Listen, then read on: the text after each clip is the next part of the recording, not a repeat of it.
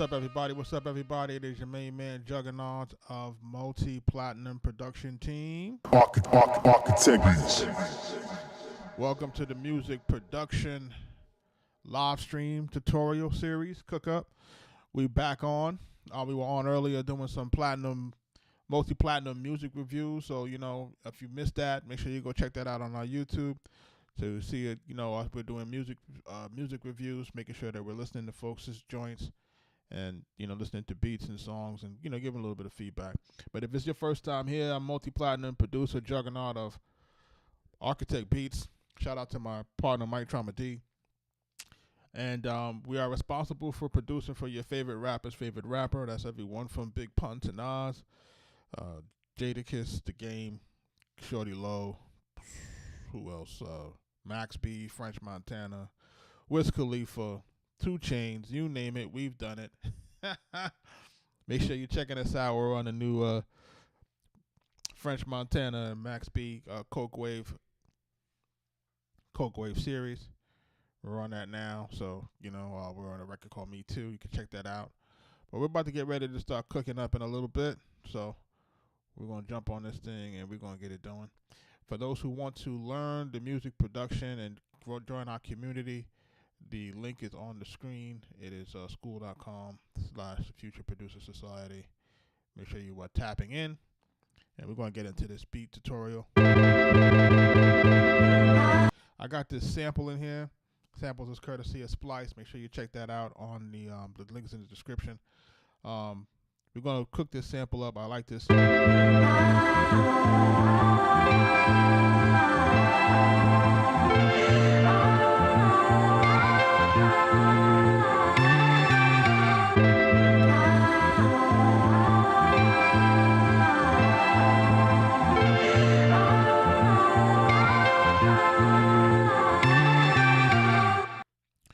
Make sure y'all liking the live. This is basically at an 85 tempo, like I said. I tuned it down maybe by 1 semitone to get us to an A minor. And I'm gonna set my pad performance mode to the same thing, to A minor. So when I'm ready to play anything along with it, we'll be able to follow along with the beat or with the sample per se when we're cooking this up. This is a 4-bar loop. We're gonna change our thing to 4 bars. We've already set our tempo to 85. And let's get this thing cooking up. Let's go.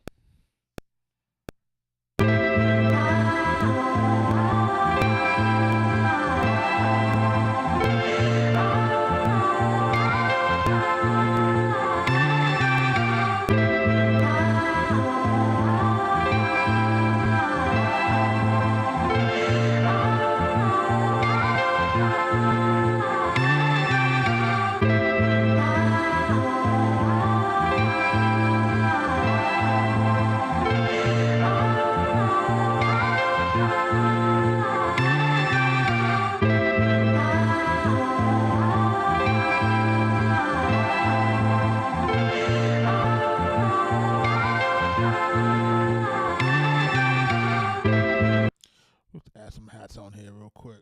Beats. We're gonna add this open hat on it real quick, and I'm using a template as far as I kind of already have the tracks kind of named out, linked out. Yeah, 85 is a sweet spot.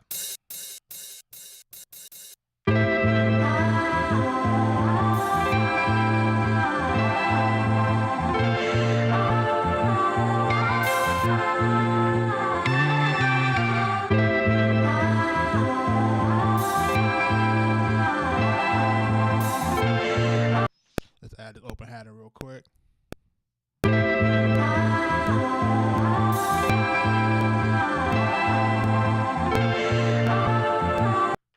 One more time.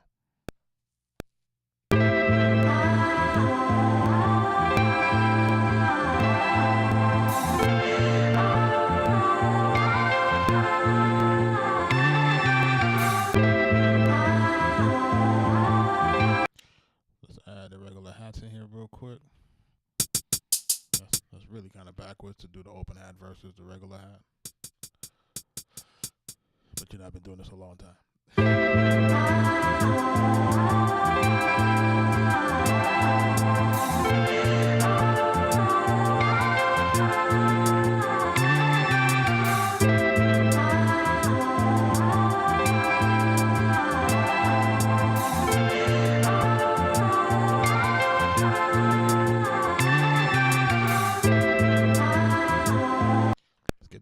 Real quick.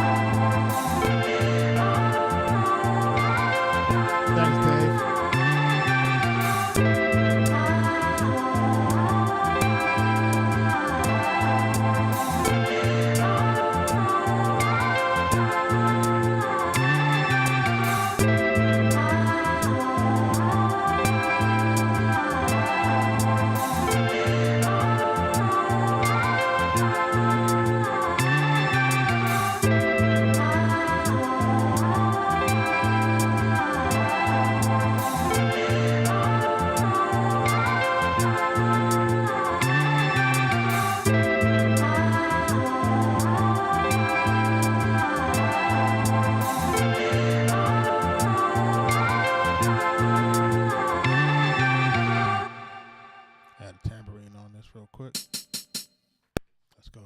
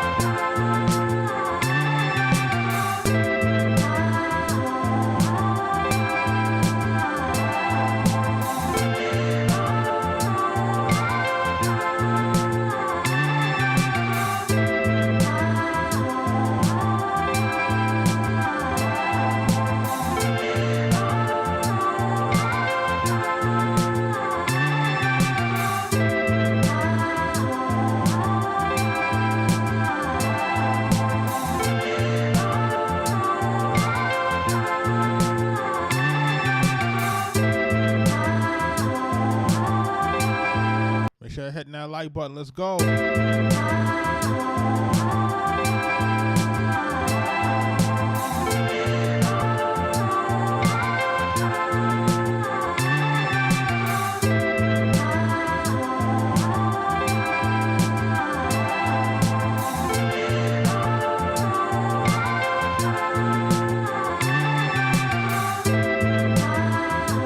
Am I using timing correction on my drums? I always use timing correction on my drums.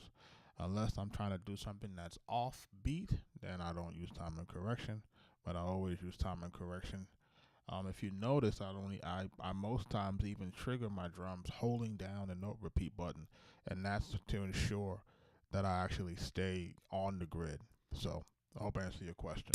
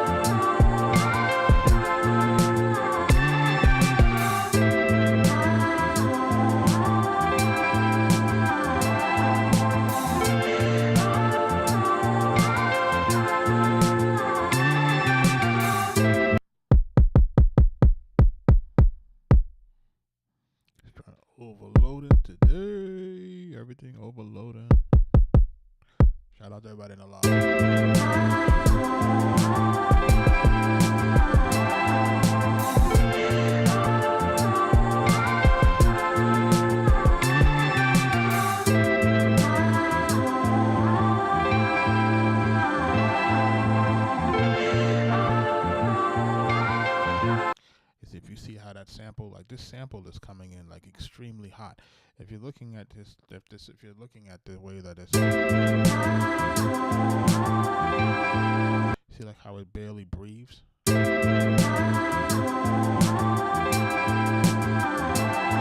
Arrow, what up?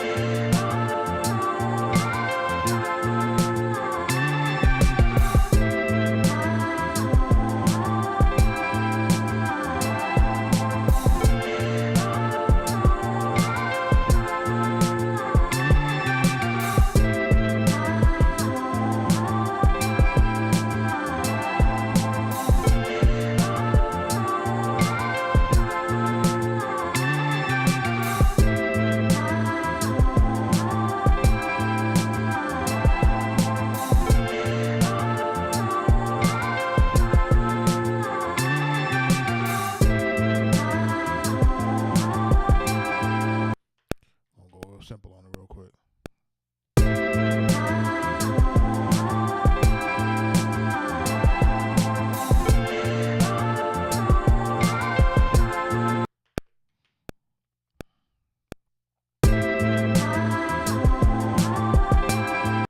One more time.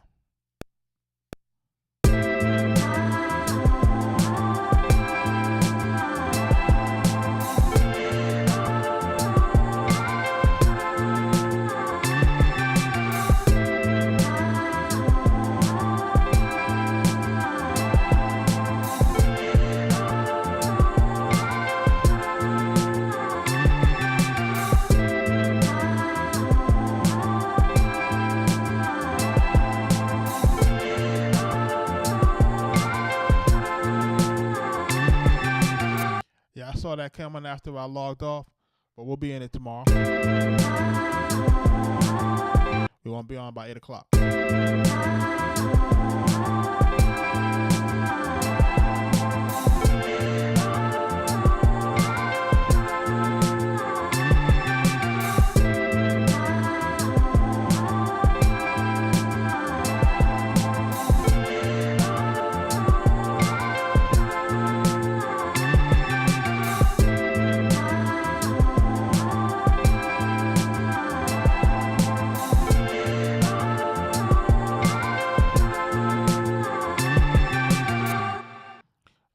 This sample, and we're gonna what you call it with this. We're gonna take this sample and we're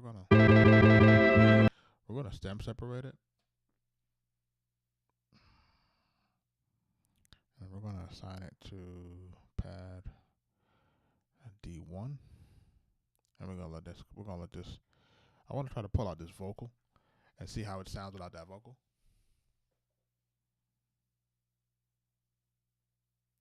All right, man. Make sure you do that. You're gonna be at the top. You're gonna be at the top of the list because you skipped everybody. So I got you. We here, man. Listen, man. We here, man. We not playing them charlatan games. We here. Appreciate you, man. Yo, man. $1 Million Baby 4 Max B featuring 2 Chainz, Larry June. Who else? Wiz Khalifa. Currency. Don't say listen, I ain't making it up now. You know what I'm saying? I ain't making it up. Arkatech Beatz production on half of that. Damn near. Shout out to Dame Grease and Young Scotty.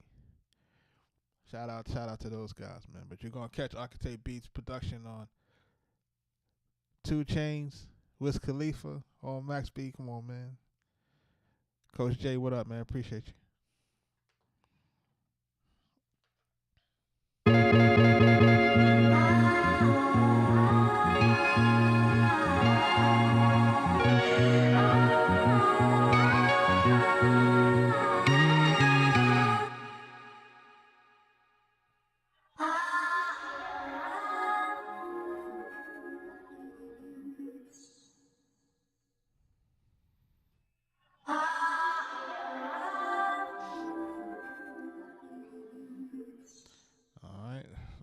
Sound like. So we separated the stems right now, and what we're doing is we're breaking up this sample.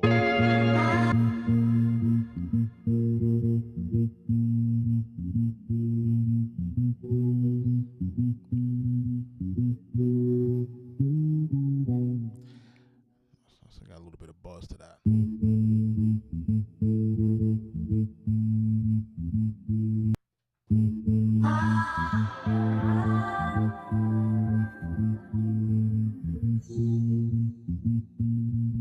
Okay, let's see how it sounds. We're gonna reconstruct it and see how it sounds once we pull out some of the main parts.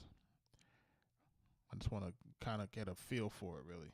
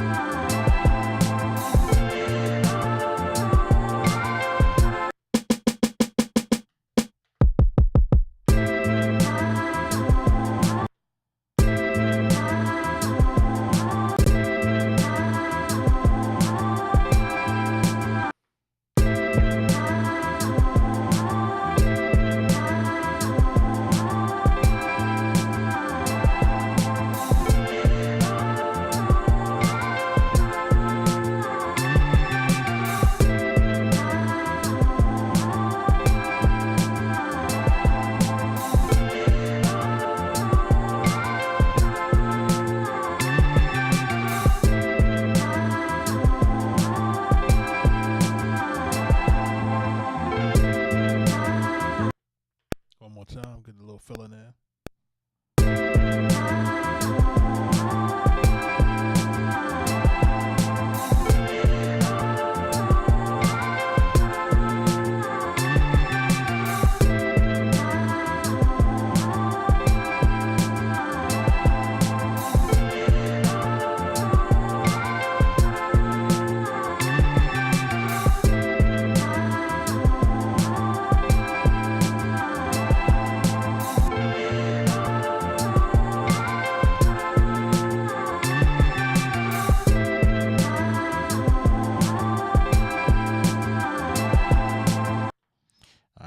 Relay what we stem separated, right? So we stem separated the ahs,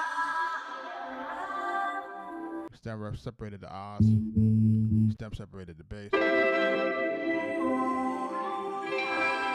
and that's kind of like a separation of the guitar, but it still has a little bit of the vocal sample in it. We're gonna let it ride for right now. I'm gonna take this sample here. I'm gonna do what we call a normalization. And what that'll help to do is that'll help to bring up the fidelity on that to make it a little bit louder. Because if you notice, it was a little bit low, especially right here. Now you gotta remember when you do that normalization, it's also going to bring up any artifacts. So if it has artifacts or if it has digital noise in it, then it'll just make that louder. So you want to kind of use that kind of sparingly. All right. So let's add this part into it. We're going to break it down.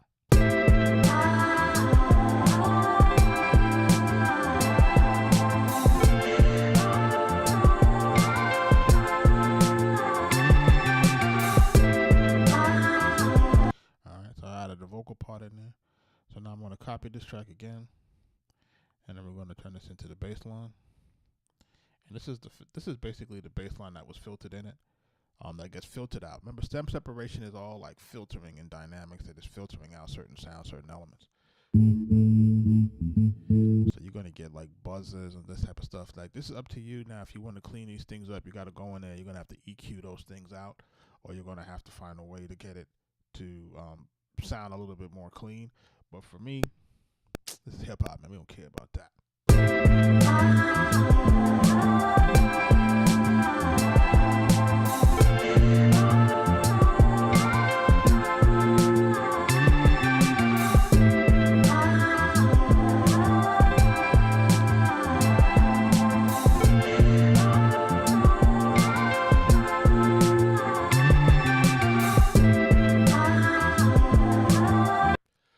out to New Era. Thank you for your super chat, my brother. Yo, listen, you've been watching me do this thing here, man. And remember all of these records that we were doing in these live stream cook-ups last year, right? We started the live stream. I started the live stream series around April of last year. Didn't know why I was doing it. Never went live, making no beats live. My partner Mike Trumpet was like, "Yo, you making beats live? How you do that? Like, what part of the game is that?" And I said, "Yo, I just want to see if I could just be consistent in one, showing up live every night, and two, making quality music." Like, that was the main thing for me, was like, because I typically like to make music in secret, you know what I mean?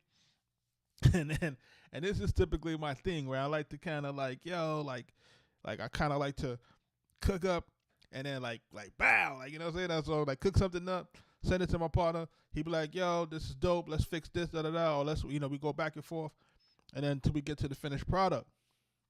You know what I mean? And I knew Max was coming home. So we knew Max was coming home. We had that date. And in my mind, in the back of my mind, I'm like, yo, I know we got to reconnect with Max B, because we did Why You Do That. And Why You Do That is his biggest record. You know what I'm saying? So when I noticed that, I knew that he was coming home, I said, let me make these tracks. Let me cook these things up. Let's see what happens. And then we start cooking up these joints. We started cooking up these joints. We went 100. We did 150 nights last year, live stream. So I made 150 different beats. You know what I'm saying? Easy. You know what I'm saying? Made a beat every night. Sometimes we made 2-3 beats a night. We was just cooking up or whatever. Boom. Fast forward, Max come home. The internet going crazy. They going crazy for Max B. They going crazy for Max B. They taking Why You Do That. Why You Do That is up like 200-300% in terms of streams. You know what I'm saying? People are making new videos to Why You Do That. Max is finally being able to tour and perform Why You Do That to sold out crowd. It's ill. It's so ill to watch that record just come back alive. So Max had to tap back in with us, man. He tapped back in with us, and we've been on ever since. We just tap back in, man, and we here. So what I want cats to do, especially for the folks that are trying to learn this business and learn this music production, and that's why I said I want to create this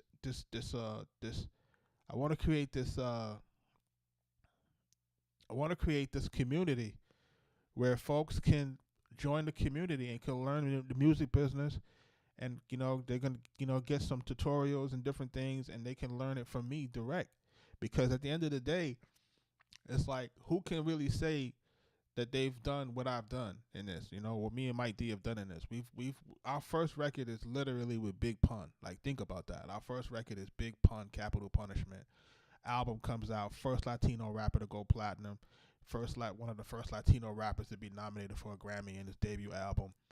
The album goes crazy, does 2 million copies. It changes the course of my life. I work with him on the second album on Leatherface. We work with him on the Terror Squad album. Then we went from there, we did Boot Camp Click, and then we went from Boot Camp Click, we did Raekwon, and we did, American Cream Team, we did RZA, we did all of these things, Then I moved down south, and then I started doing Waka Flocka, started doing Killer Mike, started doing Shorty Low, rest in peace to Trouble, Trouble. Started doing him, Alley Boy, shout out to Alley Boy. We did all that first tape, Definition of Fuck Shit. Like, we went crazy down here. We was down here in Atlanta going crazy with that in the mix.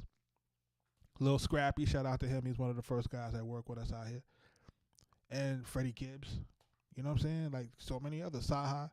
So it's just like a thing for us to have done all of these artists, all these great artists, work with all these great artists in our career, The Game, Jadakiss, all these people. So now we back front and center with Max, where we're supposed to be, front and center. Like, you know what I'm saying? And now what's going to happen, and what you guys are going to witness, is what happens when people finally reconnect the dot and say, well, damn, these guys are the ones that did this. They did this Jadakiss joint. They did this Prodigy joint for Mobb Deep. They did this. They did that. And once people start to connect the dot, then they're going to be like, oh, okay, them niggas been nice. But y'all just been sleeping, and that's just the industry sleeping on you. And I guess everything in its time.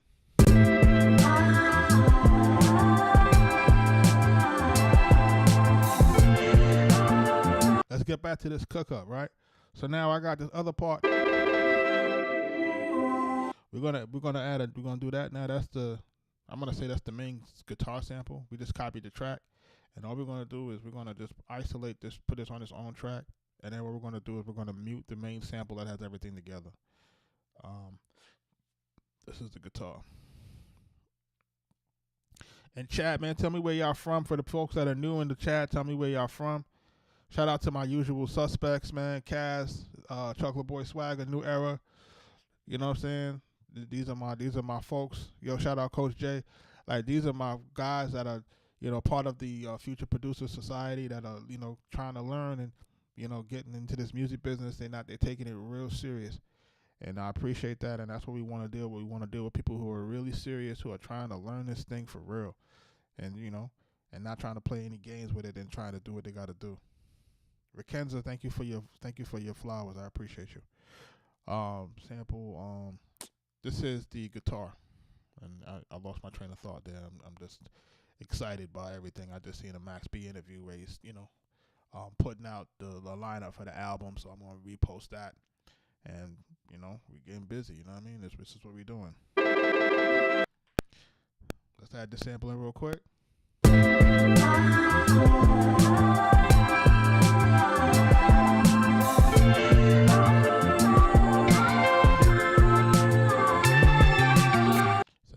Flanging because all the parts are separated, but now they're doubled up. So what we're going to do now is this sample that we had there regular, we're going to mute this.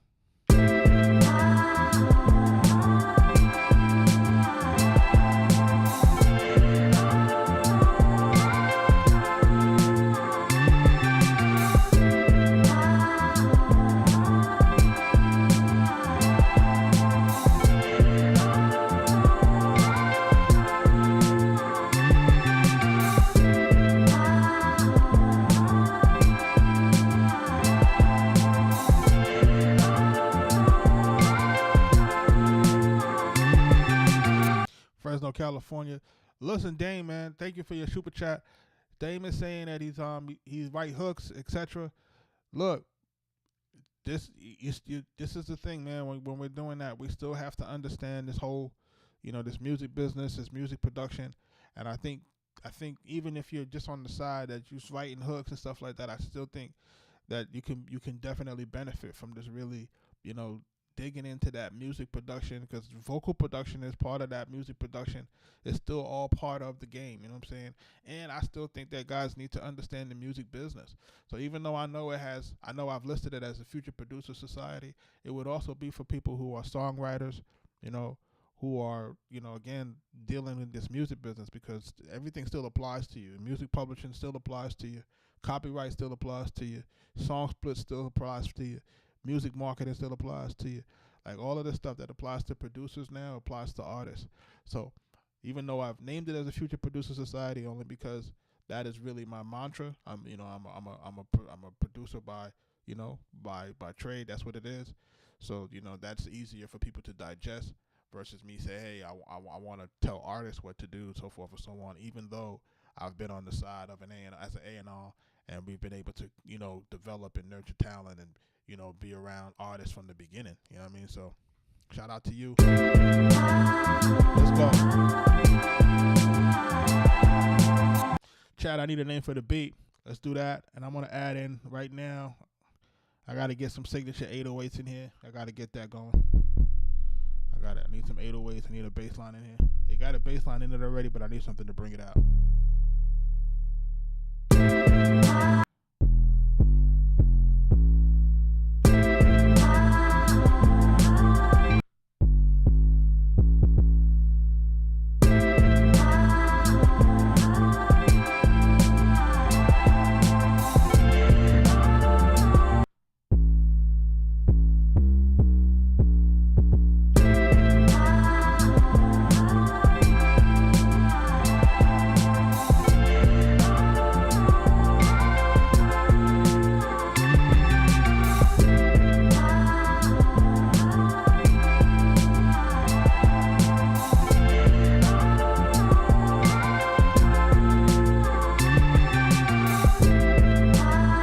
Shout out Fresno, California in the building.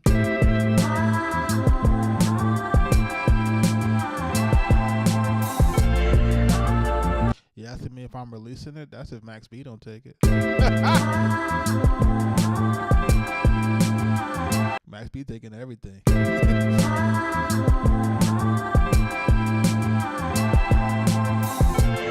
The record that we did on the Game album, we had a song that we did with the Game. Is called Never Be Friends, right? And the initial documentary was coupled with the documentary, the album, and the documentary DVD, right? So there's a song that we did that's the sample didn't clear, so we couldn't make the documentary album. So we had to revamp some things, and then that song, as we did it now, made the documentary DVD. So the song is called Never Be Friends. It's on the documentary DVD, but it's part of the documentary initial sales.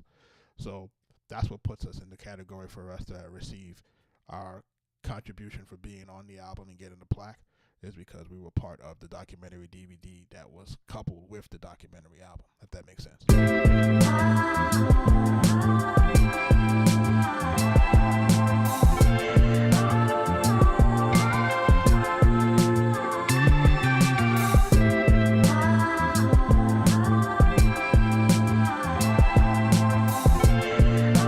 Shout out to the Game, man.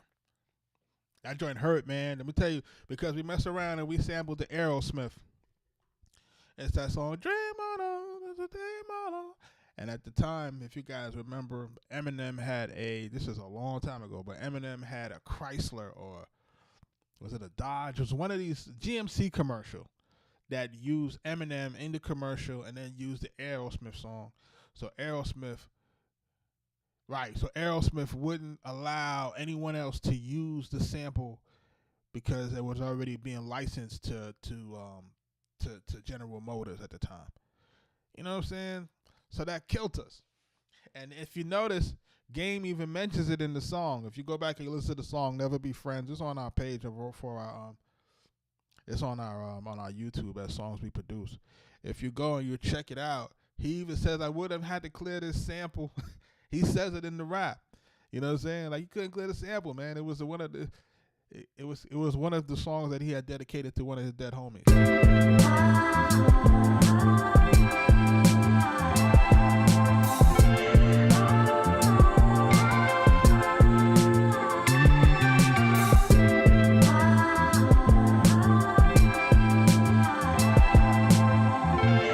So Unicorn, you're right. No one does have the license for it right now. I could still drop it. This is absolutely true. But you see, what happens is like this. It's like, it doesn't make sense for me to drop it when we got access to the hottest rapper in the game right now. You know what I'm saying? Like, that's gonna generate way more traction than us dropping it, independently. So it doesn't make it, if we run it to Homie and Homie don't want it, then that's one thing, you know what I'm saying? But even if we run it to Homie, we still, now that we've done the records with, Wiz, and we've done the record with Chains, and the record with a few other guys, French and all these guys, there's still a bunch of projects now. So now we can run it to everybody. You know what I'm saying? So now it's a different situation. So once you start doing records with everybody, now you got access to everybody. And then once you got the eyes on you, you know how that go. Once you got the eyes on you, this is the game called, it's monkey see, monkey do. Once people got the eyes on you, all of a sudden, like the music that you sent cats, that all of a sudden they don't really realize, like, all of a sudden now the music is hot. The music been hot, bro. You just wasn't listening. Like, that's the thing. You just wasn't listening. You're in Staten Island. Thank you again for your super chat, man, Dane.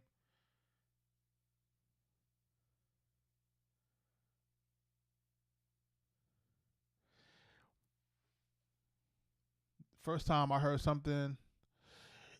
The first time I heard something, the first time we produced something on the radio that got on the radio, it was a record. It was a record that we did. Shout out to my man, Shout out to my brother. This is my brother from another mother, Sean Anthony Baker. That's SEAN, Sean Anthony Baker. He's literally the first artist that I work with, right? This is the first artist that I work with. This is the first artist that I attempted to manage. Like, real talk. Like, I met him in school, and I heard him singing, and I'm like, yo, bro, I'm in this music thing, but I don't know nobody. This is the joke. I don't know nobody. I ain't got no equipment, and I ain't got no money, right? I ain't got no equipment. I don't know nobody. Nothing. But I'm trying to be in this music business. I had just crashed my car that summer, and that was the only reason why I was still stuck on the college campus, because I couldn't leave. You know what I'm saying? So that's when I wound up bumping into homie. I couldn't leave. I had crashed my car, and I was stuck, and I was tight. I was so tight that I had to sit there at school, like, you know what I mean, just tight. But that's how I met homie, and I met him, and we just clicked. Me and him just clicked. You know what I'm saying? Cause he from the BX, I was from the BX, and we was going to school in New Rochelle, New York. And I met him, and I told him, like, yo, I don't know nobody, ain't got no money, I ain't got no equipment, but I can guarantee you we gonna get something done. Me and him shook hands right there on the street, and we've been rocking with him, and I wind up getting a settlement. Like, you know, it's like maybe 2-3 G's, something like that. I don't want to get like 2-3 G's. I wind up getting a little settlement, and I maxed out some credit cards. Let me go back. I maxed out some credit cards. I bought an ASR 88. That joint was like $4,000 back then. I bought an ASR 88. I bought one ADAT, so I had 8 tracks ADAT. Bought a Mackie board. Then I bought an Audio-Technica mic, right? And then I wind up getting like a Tascam tape deck and a DAT machine or whatever, you know what I'm saying? So I wind up just maxing out all my stuff, you know what I'm saying? You know, shorty that I was with, she helped me buy stuff, shout out to her, you know what I'm saying? Like, we maxed out everything. I put the studio at my parents' crib. He started coming through, we record this record. And that record that we recorded that record, I pressed it up. Mike was just started working at Loud Records. Mike started to work as an intern at Loud. And he wound up putting the record into the record pool to get it to Flex. And Flex wound up playing that record for the first time. It was a Sean Baker joint. He wound up playing it on the radio.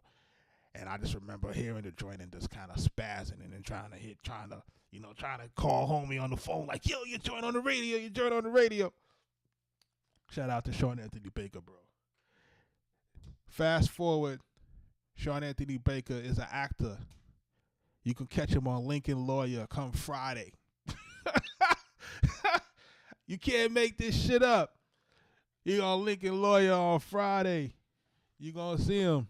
You know what I'm saying? Like, shout out to my homie on Sean Anthony Baker, Lincoln Lawyer. You could watch him on Lincoln Lawyer. You could watch him on FBI. You could watch him on Grey's Anatomy. You could watch him on Swagger with Ice Cube's son. He's on that show, Swagger, for Apple TV. He plays Coach Naeem Raheem. Shout out to my homie. That's my bro. You know what I'm saying? But the person that's asking me the first time I got my record played, that's the first record that got played.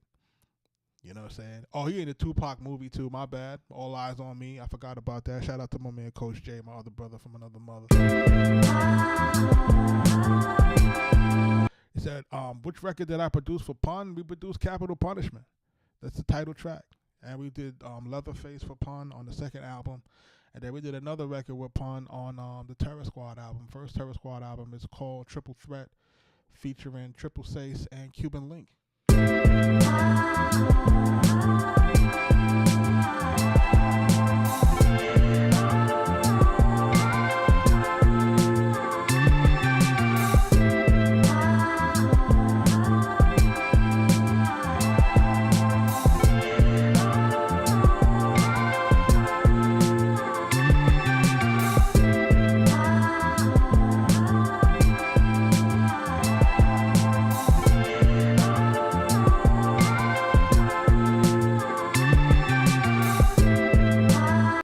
Kansas said Summer Dreams. Who said Summer Dreams? Who said name the beat Summer Dreams? Who said that? I think I'm gonna go with that. Shout out to Rikenza, man, on that. Yeah, man, the ASR 88, man, I wish I never sold it, man. That's one of the biggest mistakes that I've ever made. I sold that damn ASR 88. I should have never sold it. It was just so heavy. It was big, pause, and it was just heavy, pause. And I just, like, and at the time, I fell into that trap, man, that Triton trap. Like, everybody was using the Triton at the time, and I'm like, man, maybe I need to, because the ASR didn't really have any sounds of its own. And back then, you know, you had to have sounds back then, you know what I'm saying? Like, you had to, if you wasn't a person that was sampling all types of break beats, like, you had to go find sounds. You had to get all those modules, the JV 1080, 2080, the Planet Fat. You had to get all these different modules. There was no VSTs. You had to get hardware. And I'm like, damn, I got this keyboard that don't really got no sounds. You know what I'm saying? Like, you had to sample your stuff. It's a sampler, not really a joint that has sounds on its own. So I didn't really see the value in it at that time because I had an MPC. So I'm like, I got an MPC. I don't really need that, but that's not what happened here. The reason why I had the ASR and I bought an MPC was because of DR Period. Shout out to DR Period. DR Period did Annie Up for MOP. How About Some Hardcore? And then he did Broken Language. You know what I'm saying? So I wind up going with Mike one time to DR Studio. And DR Studio, he had some Alesis Monitor 2s. I don't know if y'all remember those speakers, Monitor 1s, Monitor 2s. They were big Monitor 2s. And he was using like an MPC. I don't want to lie here. It was an MPC 60 or 3000. It was one of the two. But he definitely had an EPS 16, right? So the EPS 16 was the precursor. The EPS 16 was the precursor to the ASR, right? Because it was an Ensoniq EPS 16. So he was using that along with the MPC. And when he was playing his beats, Jesus Christ, man, like it's like Jesus Christ, like the joist was breaking the goddamn speakers, and I was like, shit, like, you know, because I just had the ASR, I didn't have the MPC at the time, and I'm like, shit, like I gotta get an MPC. Like now, I think I see this shit, I see how he's using it together. Like I gotta go get me an MPC. So we wind up buying an MPC, 2000 and shit, and then we upgraded later after we got the Raekwon stuff. Shout out to Power. We wind up we started working with Ray, and then Power was asking us like, yo, what y'all need? This is a joke. Power was like, yo, what y'all need? What y'all need for y'all joint? What y'all need for y'all situation? He's like, yo, we need a bunch of stuff. He's like, yo, make a list. We made a list. He said, yo, we need 2 MPCs. I need some Mackie speakers. I need a new mixing board. I need a Ghost Soundcraft board. It was like a 32 channel board and all of this stuff. I need this. I need that. I need this, that. It was about, I ain't gonna hold you. It was about 30 G's worth of equipment. Real talk. And he was like, I bet. He said, meet Mel at Wooware, you know, rest in peace, Mel Carter. And then we wind up going to Sam Ash. And they put the order in. I came down in the truck, pick everything up. To almost everything, because, you know, Mike had a studio that he worked out of. I have a studio that I had the main studio that I worked out of in Yonkers, in the crib in Yonkers. And then every week what we would do is we would all converge. So it would be Sean, my brother, shout out to Kane, and then Mike, and then we would all get together, and then we would just play whatever we made during the week. And then we would do process of elimination. But like, nah, we don't like this, we don't like that. All right, this is dope, load this up. And then we would load it up, and then we would fix it, remix it, do everything, and then put it as part of a tape to go out. And that was the process, and we did that for years.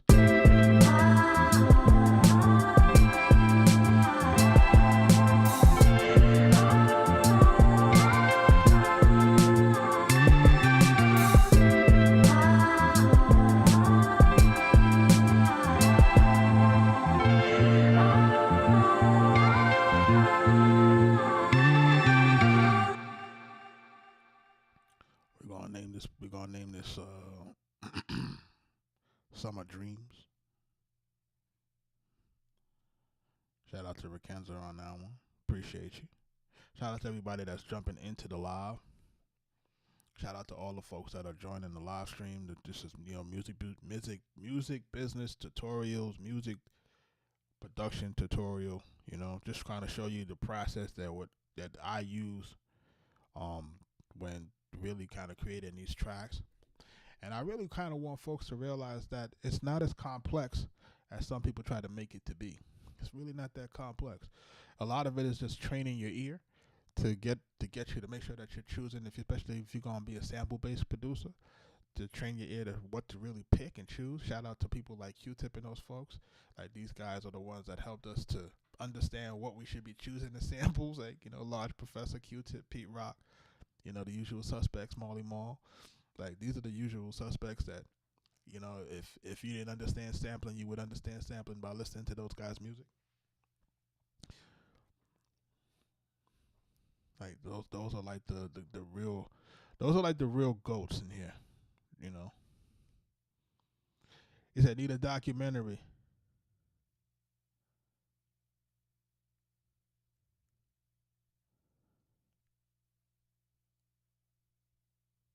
Yeah, Kai, yep, 2000 XL.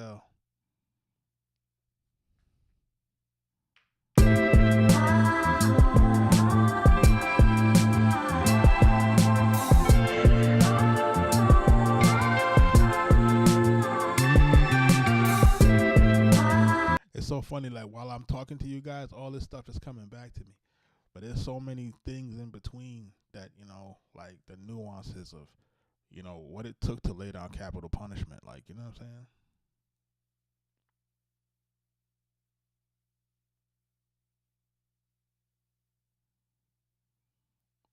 It says, it said the words are adjustable, but imagine Max on it. Okay. Shout out to my man Dame. Thank you for your super chat, bro.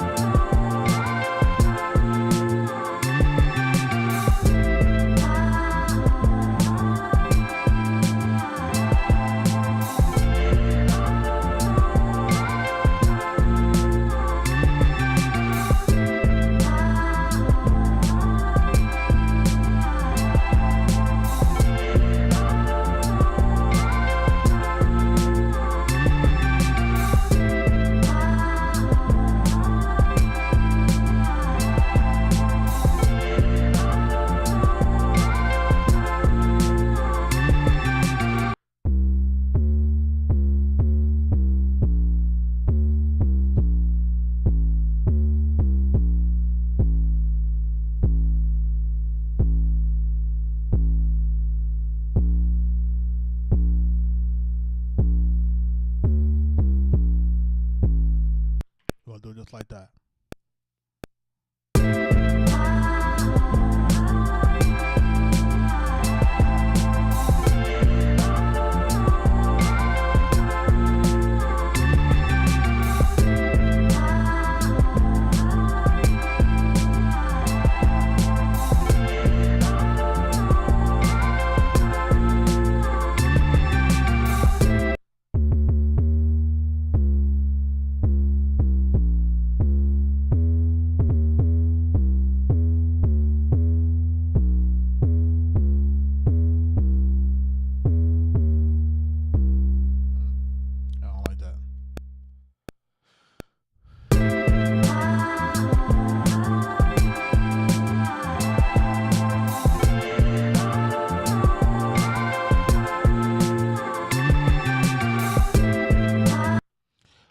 Was capital punishment a sample? Yes, but I can't tell you where.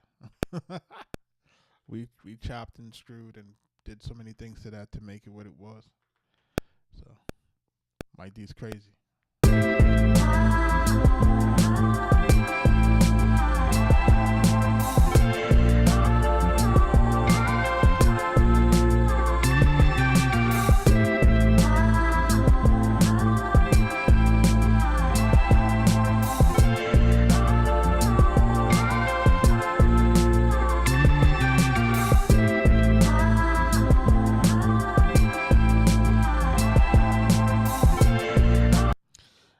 key here is to probably get some of these instruments down. Like right now, my hi-hat is really going too high.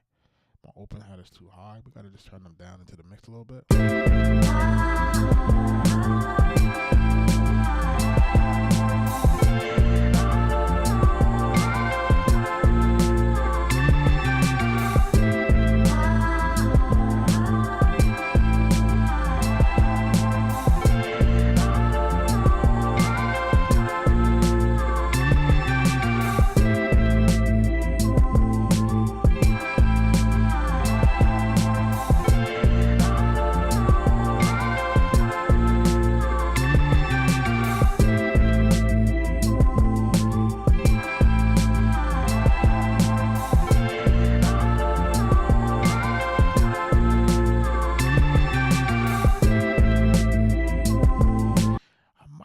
Not for nothing, I might still be able to take this guitar sample, and we might still be able to run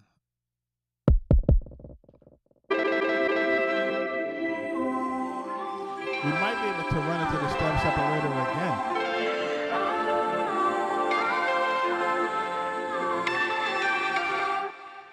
Might be able to do it to remove that second part of it, but if worse comes to worse, I should be able to go back into Splice, and I should be able to see if there's a way for me to find the parts on this, because typically I like to find things that have parts.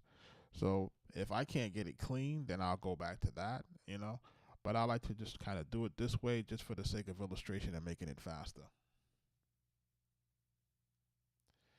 I've done that once or twice, a few times if I need to explode the percussion from the sample.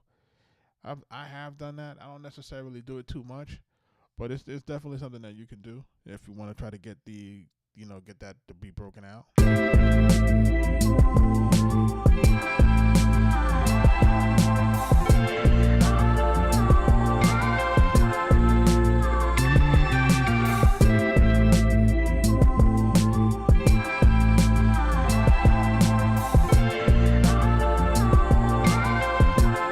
Shout out to Dame. Thank you for your super chat.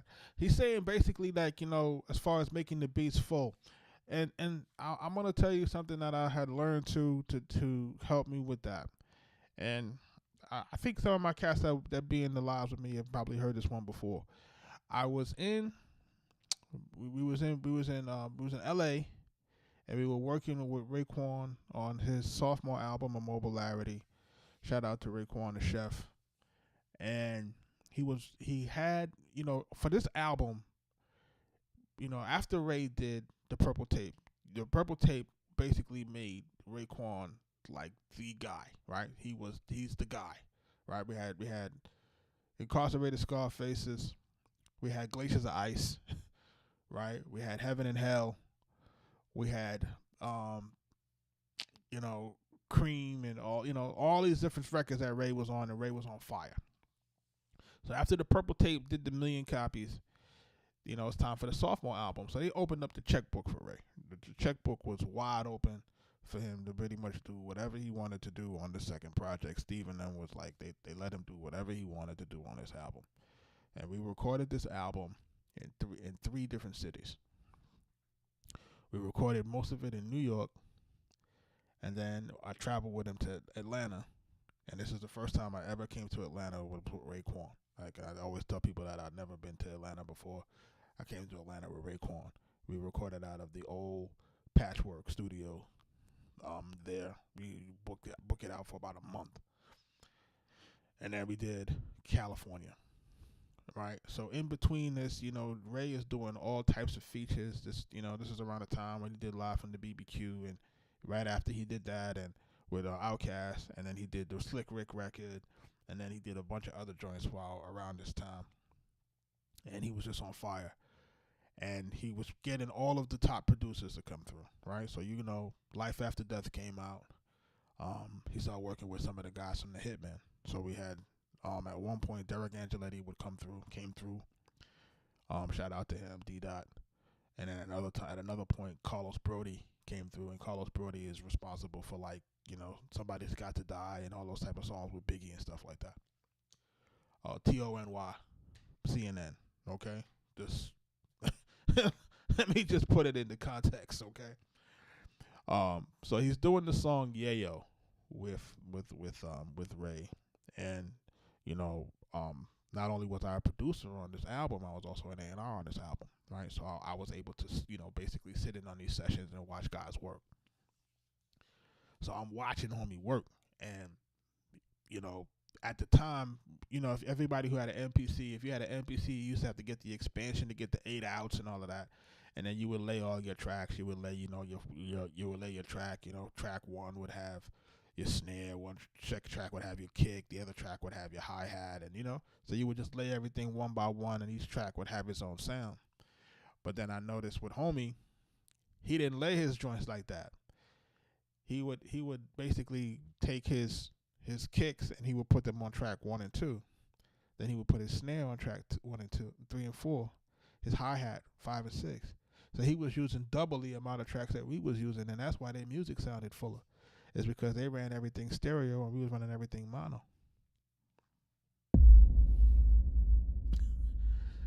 So just something as simple as that is what started to create the fullness in the sound that was escaping us. I remember calling Mike and like, yo, cause Mike had to go back to New York for some stuff for Loud and then come back. And I'm like, yo, he laying everything down stereo. And just from that session, I start to realize, like, okay, how can we get our joints to sound like that? And once we started laying the joints down stereo, then it changed everything.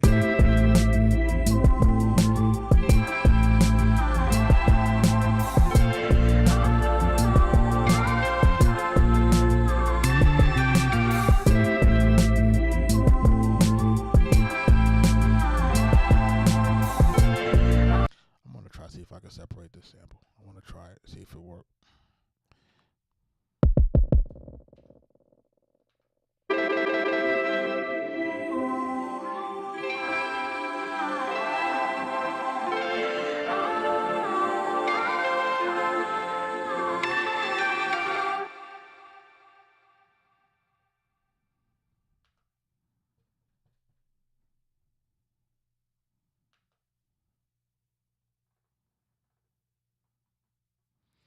So we're going to try to separate that again, and we're going to sound it to a pad D7.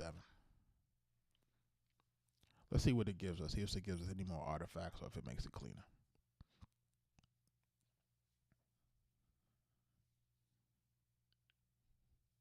Shout out to everybody that's jumping into the live.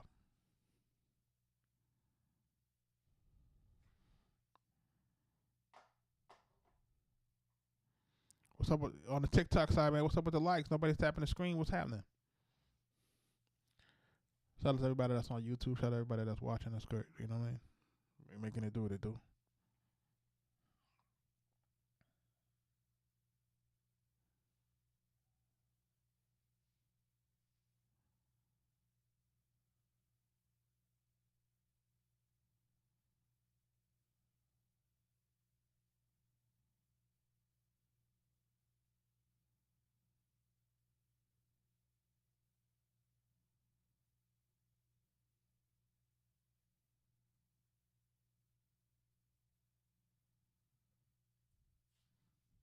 I think it's gonna separate that vocal from it.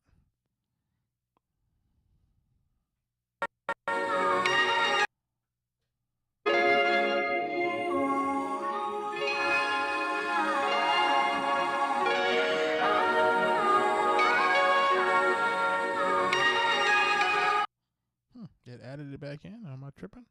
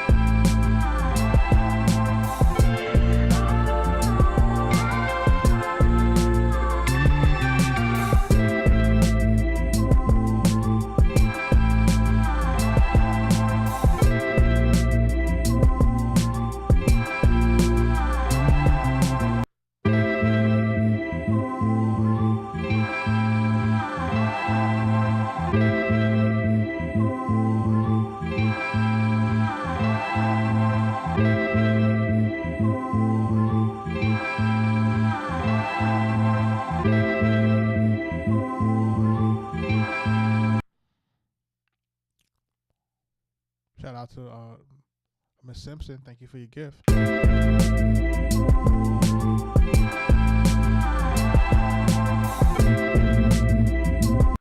Interesting. Okay. I think I'm going to do something. I'm going to copy the sequence over into the next part of it. And we're going to call this probably the verse. And we're going to just try to, I think I'm going to do something. I'm going to mute that. And then I'm going to go here. That's muted already. Ooh, excuse me. We're gonna do this bass line over real quick.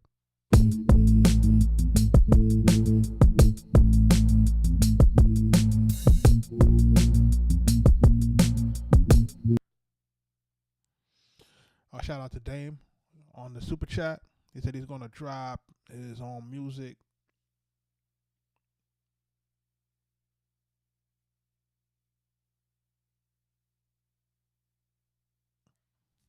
So he'll take 20%.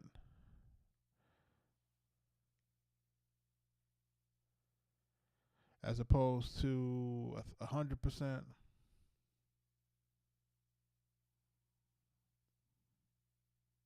Oh, I see what he's saying.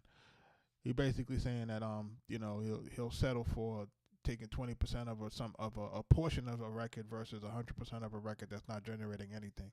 And that's really the science behind it, man. It's really trying to find a way to collab, trying to find a way to work, but all of that stuff, it takes time, and in this business you have to develop relationships. You know what I mean? And relationships are not easy to come by, and and they're just not, you know what I'm saying? And people have to realize that it takes time to develop relationships with folks, and you're not going to always have access to everybody at every time, you know what I mean? But for those, like I said, who are looking to learn, make sure y'all jumping into that community, because basically what's happening is like this, man. It's like, and it's something that took me a very, very long time to understand, is, this is what no one talks about with the music business. When nobody talks about the music business is that this is a social networking type of business.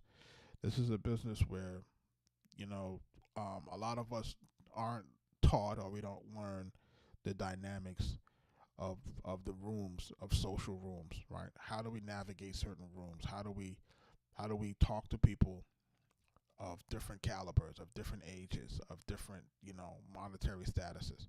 Like, how do we develop those relationships? How do we add value to these folks, before we go into places and we're asking for stuff, right? Or, yo, can you link me with this, or can you link me with that? But what have you actually done to be able to ask for, that type of access? And I think that's what people kind of don't really understand. Like, there's a social aspect to this that, sometimes you got to go into these rooms and you have to move around these rooms in certain ways so that you don't ruin your relationship, right? So for me, and I didn't understand this like for a long time, but when we were starting out, Mike primarily handled the artists, right? I normally handled the attorneys and all that stuff on the back end, like, you know what I'm saying? So I was better in communicating with those folks than communicating with artists, right? Because I didn't really like the music industry and the facade that people kind of carried. I didn't really like that, right? That's, and this was just me being younger, and this me being the guy from the Bronx. And, I just come from a certain era of a time where, I'm a guy that likes things to be cut and dry. I don't really like people pussyfooting around things. Yeah, man, I'll give you a call, man, and never call. Oh, yeah, man, you can holler at me, but never, you can't really get him when you call him, and like all that type of shit. I wasn't really on that type of time. So that's really like music industry shit that I don't really like. I don't really like that, right? And that's always been my thing. I never really liked that. So Mike was always better with dealing with those kind of politics. Always better with dealing with those politics. And as time progressed, then I start to understand, like, okay, I gotta understand these politics, and we have to start really playing these politics, especially once I moved to Atlanta, right? So Mike is in Brooklyn and I'm in Atlanta, and now I have to create a different social circle out here, and then I have to make sure that I'm maintaining these relationships, and I have to make sure that guys are comfortable with me when I'm in the studio with these guys. Like, I got to make sure guys is comfortable, even though I may not be drinking and smoking. I got to make sure that guys is comfortable with me. You know what I'm saying? And I have to make sure that I'm not coming off, a certain type of way, and I'm not coming off too intimidating and so forth, because, I'm a bigger guy, I'm 250, and I'm, I'm in the joint, like, and, in those days I was staying in the gym and stuff, and, so sometimes I can come into a room and look a little bit, look like a juggernaut. That's really what it is. So I'm coming in and I'm looking a certain type of way, and, like I'm not really looking like a producer. I'm looking like somebody that could rob you. So I got to I have to try to find a way to play the room different. And this is all about the nuances and the nuances of the music business. The music business is just, it's a social thing. You can't make people feel uncomfortable. Can't talk too much. Can't talk too little, right? You have to see who's in charge. You have to make sure that you understand how to move around the room for the people that are in charge. Remember, it's ego-filled. People's egos is huge. And this is a different part of the game, you know what I'm saying, that no one talks about. So no one talks about this game like, you might get invited to a session, go in there, talk too much, and then never get invited back, and then you don't know why. Because you're trying to bully your way into a situation, and you're trying to do too much, and you haven't really produced the value to show that that you haven't earned the permission to have that opinion, or the permission to really even speak in that room at that time, or that whatever. Sometimes people try to bully their way into it, and sometimes that doesn't work. And that's the real view. And we all need to make sure that when we're talking about this game, we have to talk about being able to communicate effectively. A lot of us aren't really effective communicators, and trying to communicate with different artists, and knowing how to communicate back and forth, right? Because I can get on the call with the attorney, and I could talk the attorney language if I need to, right? But that took time to learn, right? It took time for me to be in the books. It took time for me to really understand, to sit down and be able to draft those emails, or draft those communications that would articulate exactly what we wanted from a business perspective, and talk their language. Because if you're not talking their language, then what they're going to do is they're going to disregard you as another dumb nigga. You got to realize this is what it is. You know what I'm saying? They don't really have respect for quote-unquote musicians. People don't realize that, me and Mike is college educated. We, you know what I'm saying? We went to college and did all of that. We did all that stuff. You know what I'm saying?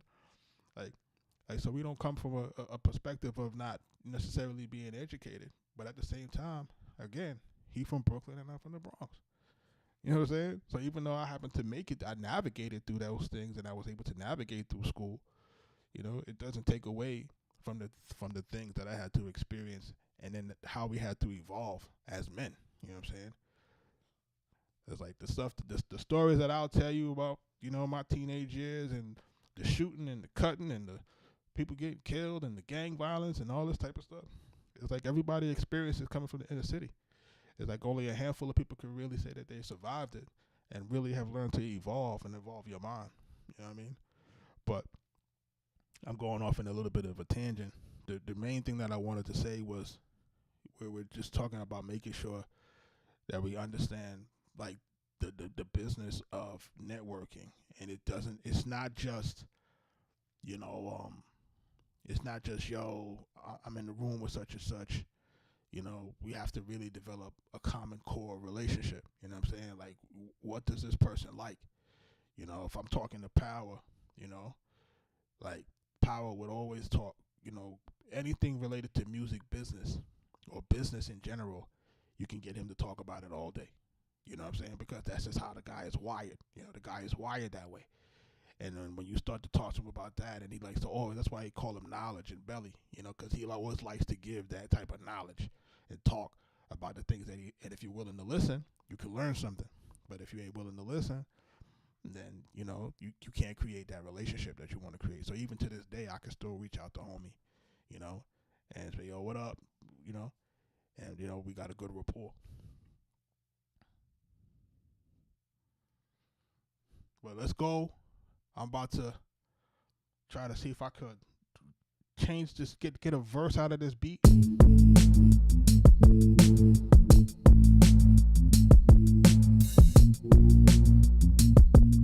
So I want this probably to loop twice. I don't want it to just go the way that it's going. But Kenza, thank you for that.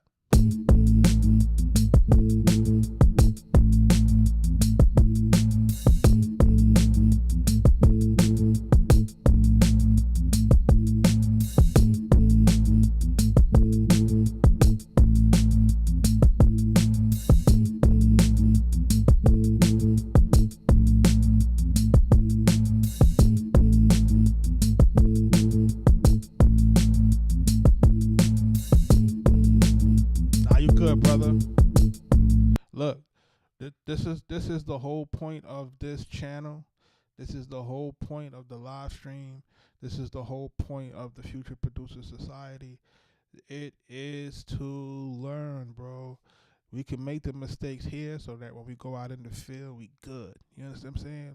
When you out in the field, you're gonna be batting 1,000. You know what I'm saying? By the time you finish just getting that information from me, like how you getting the information right now, you're going to be batting 1,000. You know what I'm saying? Because at the end of the day, it's like you're not going to find nobody talking about it like how we talking about it. I'm going to tell you that straight, flat out. People will sugarcoat it. People will tell you this. People will tell you that. And I'm going to tell you that it's real. Like, I'm going to tell you what's real. It's like, yo, you're dealing with artists. Artists have egos. There's just no getting around that. You have to learn how to navigate that, right? You have to learn how to navigate it, you know. And the best way that I can say to navigate it is let your work speak for itself and don't talk too fucking much. It's like that's it. You know what I'm saying? Let your music do a lot of the speaking. Pay attention to what the artist likes. Pay attention to their moods. Pay attention to how they look when they first come in the session for when they leave the session. Pay attention to what happens when they're drinking. Pay attention to when they're smoking. Pay attention to who comes into the room, and when they come into the room, who lights them up, who brings it down. You just gotta pay attention. Pay attention. You know, and it's like playing a game of double dutch, right? You gotta know when to jump in the rope. You know, you gotta know when to get in, and then when to get out. That's it. You know what I'm saying? It's very, very, very simple. You know what I'm saying? And if you can build real relationship, meaning you have some things that you are aligned in, right? Let's say, for example, Boy Swagger, he got young kids. I got young kids. Not as young as his, but I got young kids. So these are the things that you find similarities in, and those are the things that you hook on to. So when people have those type of things, those are the ways that you have conversations with people. It also pays to be well-read. I'll tell people that too, is if you're a well-read person, what happens is as a person is more well-read, when you go into different rooms, people could talk about this and they could talk about that. The other day, I was on a call with my lawyer, and we got into a conversation about him talking about the group The Doors. And I said, oh yeah, I said I always liked The Doors. And I said, the Doors. I was like, fun fact. I said one of the first records I ever sampled was a Door, called just The Doors, called Riders of the Storm. And when I said that to him, the attorney lit up. Right, he's like, you sampled that? I was like, yeah, there was a portion of it that had like this really ill piano solo, and I went into the intricacy of when I sampled it. And now granted, I never listened to none of the other shit. I just listened to what I listened to, right? But being able to speak to that, right, opened up an entirely different conversation with him. And now we found something that we were aligned in. And now it's like, oh, okay, so he's not just listening to soul music, or he's not just listening to watermelon music. That's what I try to call it when you're talking to these folks that are different than what you call it, folks. These folks be low-key racist, because if you're well spoken and well read, they say, well, man, you're so well spoken and so well spoken and so well read for a, right? You get it? So it's still like, it's a compliment, but it's still backhanded, right? So you got to just know how to navigate this stuff, and it always pays to pay attention to what's going on. It pays attention to you know, read as much as you can and pays attention to be able to to pay attention to some current events. Don't dive too deep into everything. You can't do that. It's too much for your brain. But just to be able to talk to it, you know what I'm saying? Some guys really love sports. I can't say I'm one of those guys, you know what I'm saying? But, whoever's in the playoffs, I'll know. Whoever's in the Super Bowl, I'll know. But, I ain't following everything else.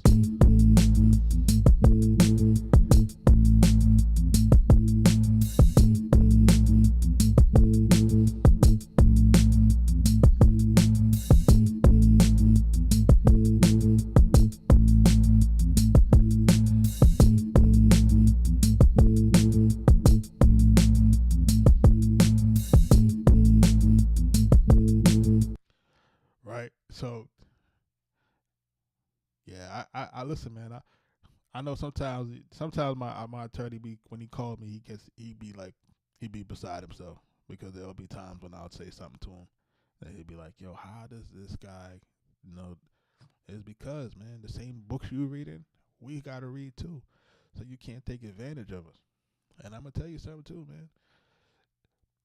I'm gonna tell you something.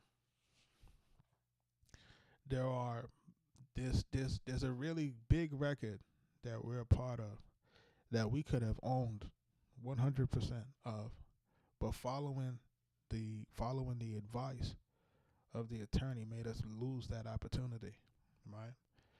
And this is why I'll continue to say it, and I'll say it till I'm blue in the face. Just because you got an attorney don't mean that they're good at business. That just means that they're good at drafting language to put into the contract. But if they're shitty business people, you're gonna get a shitty contract, and that's the nature of the beast.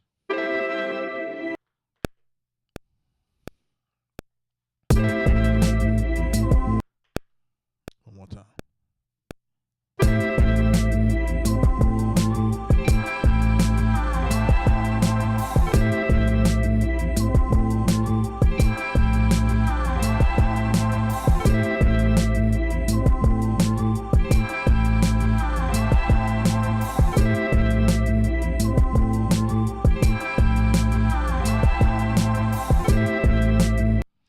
That's all right, but I can't say I like that.